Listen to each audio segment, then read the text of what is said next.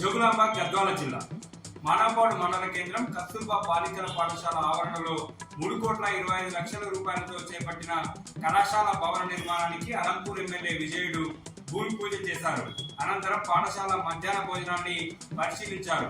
భోజనం నాణ్యత లేకపోవడం, పప్పు సాంబార్ రుచిగా లేకపోవడంతో సిబ్బందిపై ఆగ్రహం వ్యక్తం చేశారు. మన ఇంట్లో పిల్లలకు ఏ విధంగా వండి పెడుతున్నామో ఆ విధంగా స్కూల్లో ఉన్నటువంటి విద్యార్థులకు వండి పెట్టాలని సిబ్బందికి ఎమ్మెల్యే సూచించారు.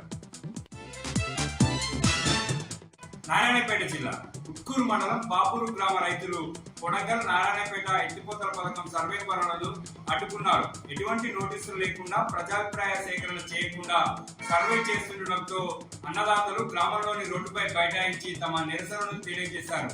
నిన్న సరిహద్దు రాళ్లు ఏర్పాటు చేస్తుండగా అడ్డుకున్నటువంటి రైతులు ఇవాళ అధికారులు మరోసారి గ్రామంలోకి రావడంతో నిలదీశారు. రైతులు నిలదీయడంతో చేసేదేమి లేక అక్కడి నుండి అధికారులు వెళ్లిపోయారు.